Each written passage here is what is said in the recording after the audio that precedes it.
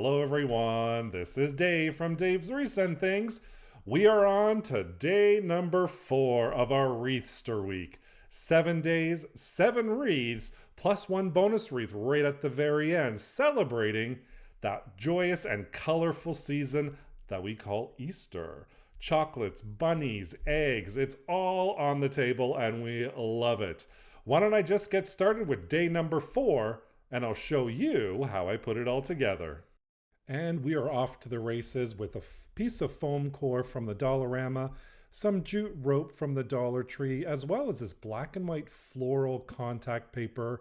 And I had all these open ribbons from the Dollar Tree. I thought, I'm going to use them today.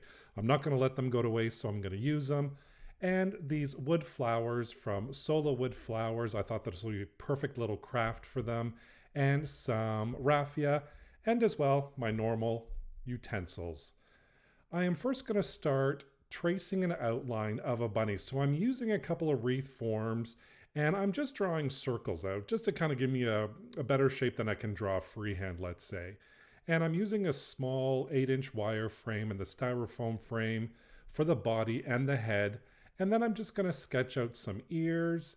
And while I was doing that, I was kind of looking at it thinking the head's a little bit too big. So I decided to bring that wreath frame out again and trace the inner wire, and the head looks a little bit better with that body. It's not so big. And then I'm just going to trace out my ears. And as well, if you're not comfortable doing this freehand, you could totally find templates online. Just type in royalty-free bunny outline and I'm sure you can find something there. And then I'm just going to cut out that outline with my X-Acto knife, get everything cut out. And of course, I'm not really too worried about finishing it perfectly. It's going to be covered anyways. But here is my little bunny all ready to go. I'm going to unravel and cut a piece of that contact paper out. You can use any kind of contact paper you want. Now, has this ever happened to anybody else? I tried literally for about 3 to 5 minutes trying to get the backing undone. I finally got it.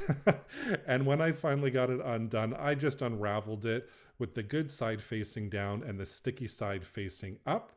And then this way I can grab my bunny that we created out of that foam core, lay it down right on top, and just press that into the contact paper for it to stick down. And then I'm going to cut it out using my X-Acto knife and my cutting mat. And once I take all the excess off, we have our little bunny all ready to go. I just love that black and white floral contact paper. And then all I'm going to do is I'm going to take my hot glue and I'm going to glue on that jute rope from the Dollar Tree all the way around the outline of that bunny. So it's going to go all the way around, and you can kind of see here, I'm just working in little sections.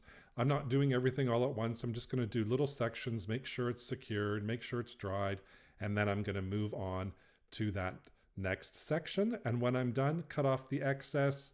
I'll glue that little last piece on there, let that dry just for a little bit, and then we can continue on with our craft. And of course, you can use any type of contact paper you want. You don't have to use this one, or you can use that vinyls as well. Today, I'm going to use some of the Solawood Floowers. I had these laying around for about 1.5 years. I'm not going to lie, I haven't really touched them since I did a video a little while ago using them. And I'm just kind of randomly gluing them down right at the bottom there. Kind of a faux tail, if you want, made out of flowers.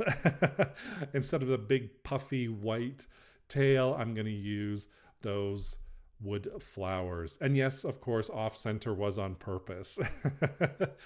To make my bow, I'm going to first apologize to everybody. I did not measure anything. So my apologies to everybody who wants measurements. I have no idea how long I cut this or how long I cut that. I just kind of eyeballed everything. Here you can see I'm using raffia. I'm wrapping it around my cutting board. Again, I didn't measure the raffia lengths. I just kind of unraveled it for as long as I wanted to.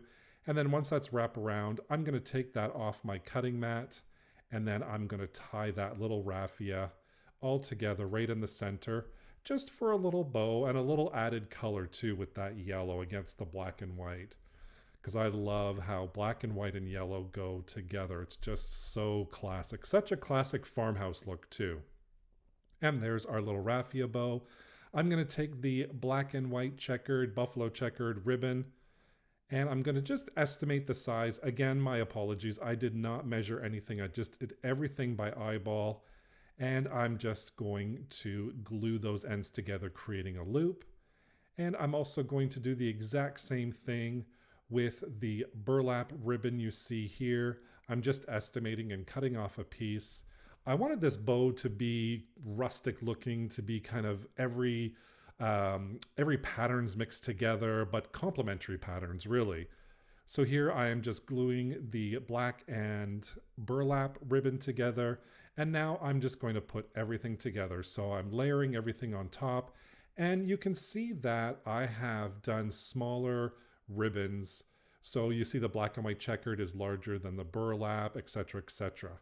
So now that I've got this all together, I'm going to grab my cable tie and I'm just going to tie it, but I'm not going to tie it tight just yet. I want to make sure I find that center point.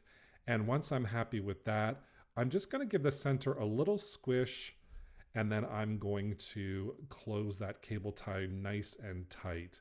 And I make sure that little bump on the cable tie is at the back.